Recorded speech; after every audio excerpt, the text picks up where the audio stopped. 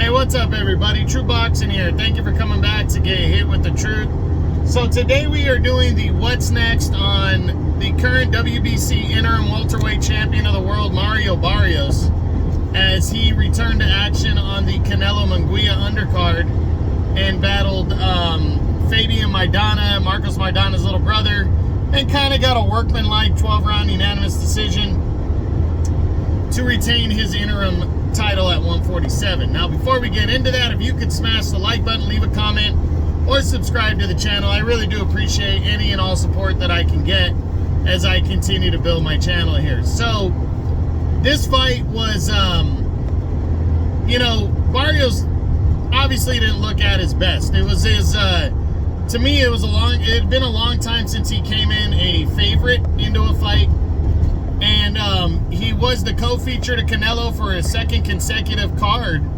But this time he didn't turn in the same performance that he did against Yordenis Ugas. And, maybe he knew he was going to outclass Maidana. Maybe he's just what he is. He's not going to do anything fancy or special. He's just going to get in there and kind of semi-brawl. And, these are the kind of performances we might get sometimes. But he went in there, he got the victory. Again, it was kind of a workmanlike, wasn't his best performance, but he got the job done. And now the big question is, what's next for Mario Barrios following this victory? Well, as we already knew, he's the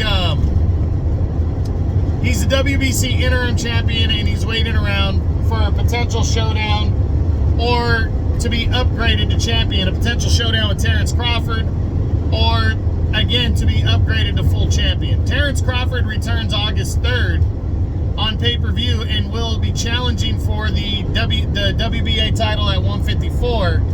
And once he wins that, I believe he's giving up his welterweight titles, all three of them. So I think Barrios will be upgraded to full champion by that point, and then he can start making moves on what he wants to do. One option that a guy that's currently not ranked at welterweight just yet, but technically made his welterweight debut in a catchweight fight against, it wasn't a catchweight fight, when he came in overweight against Devin Haney and got a decision that still needs to hold up, is Ryan Garcia.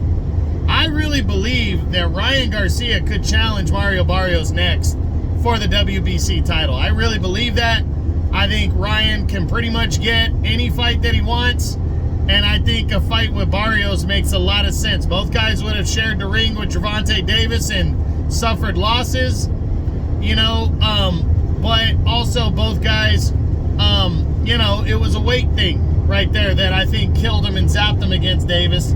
And again, it would be for the WBC title, so I really believe that Ryan Garcia has a serious chance of getting this fight with Mario Barrios in the second half of the year. Now, running through the rest of the guys in the top 10 for Barrios. First, his number one contender is a guy named Soleimani Sissoko or whatever. He's the top contender in the WBC right now. Not sure if the WBC will order him to make a mandatory against Sorsko or whatever in his first time out, but it definitely is possible considering there hasn't been a mandatory in a long time for the WBC. But I also think the WBC would honor a unification bout first, or a Ryan Garcia fight for sure. WBC is a pretty loose organization when it comes to ordering mandatories and different things like that. So I do believe that Barrios might get cut some slack if he gets a big fight with Ryan Garcia or a unification bout. Next up, we look at Terrence Crawford. Again, Crawford's moving up to 154. If he wanted to fight Barrios, he could have. He didn't do that. I don't believe this fight's on the table or going to happen, so I'm going to say no. Then there's Errol Spence, the former unified champ. Another guy that if Spence wanted to fight Barrios, he could. He could go after him if he gets upgraded to full champ, but I really believe Spence is moving to 154 as well. I don't see him returning to 147, so I doubt this fight is possible.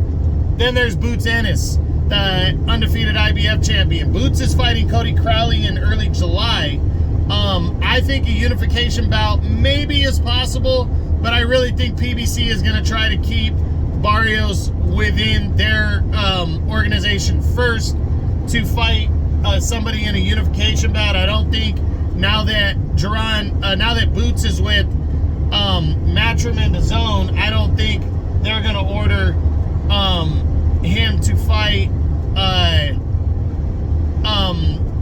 Boots next. I think, you know, they'll set up something in-house first and then look into something like that later, possibly, but not. I don't think it happens next.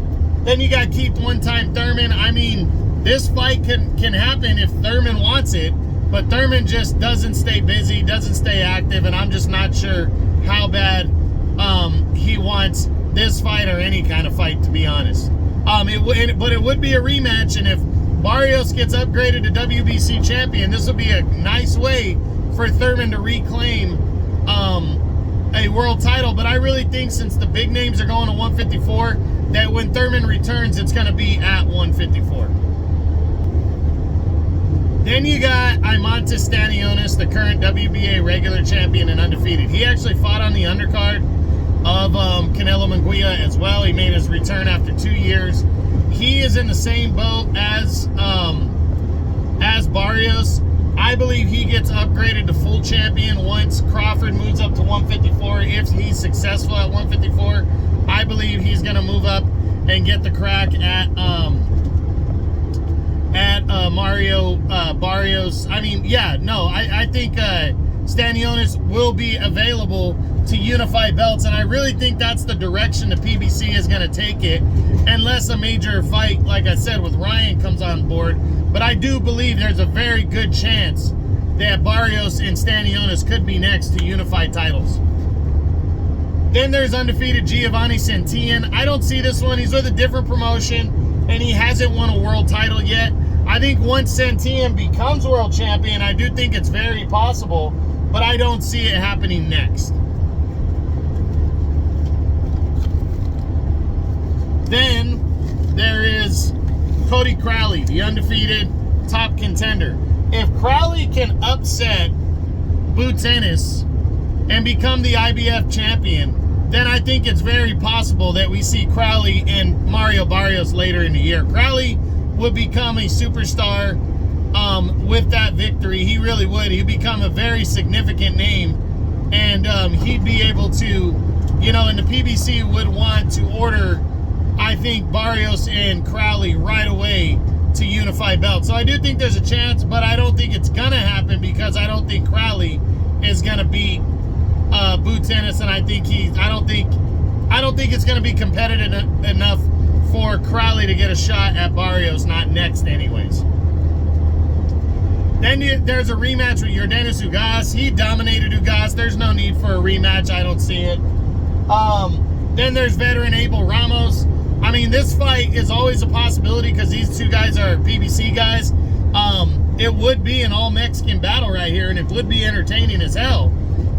So I guess on the back burner, it is a possibility, but I think he just has too many other bigger name possibilities, so I don't see this one panning out for either man. Then you got Giasov, who's the #1 contender in the WBA. I think he's going to get potentially get a crack at Stanionis, so I don't think a fight with Barrios is on the table.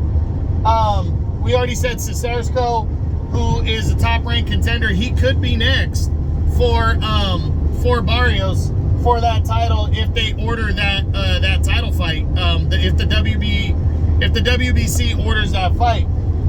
Josh Taylor, this is an interesting one. If Taylor beats Catterall and wants to move up officially to 147, you know, this one could be possible, because Taylor is ranked #3 by the WBC. I'm leaning towards the less likely, but I do think it could happen. Radzat Butayev, he's moved up to 154, even though he's still ranked at welterweight. I think he's gonna do his damage at 154, to be honest. So I don't see that one. Then you got David Avanesian.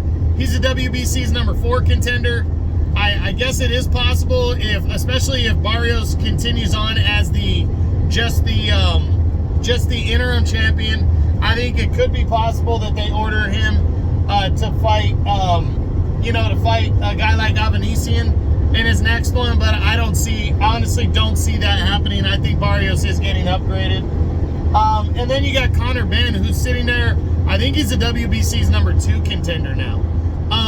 If Conor Benn continues his return and it's continued to be successful, maybe, but I think they're going to make Ben jump through some more hoops, because it also is a bad matchup in terms of what promotion and all that stuff.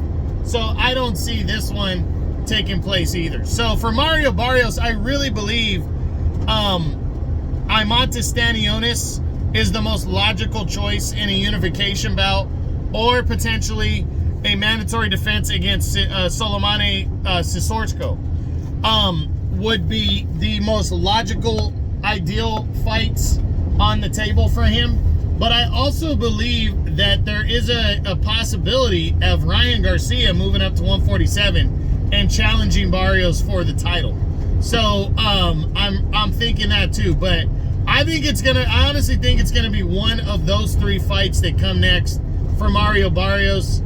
Maybe a couple of outside options, but I really believe these fights make the most sense and are the most possible. So that's it. That's what I got. That's my what's next on the current WBC interim welterweight champion of the world, Mario Barrios. I hope you enjoyed the video. If you did, smash the like button, leave a comment, subscribe to the channel.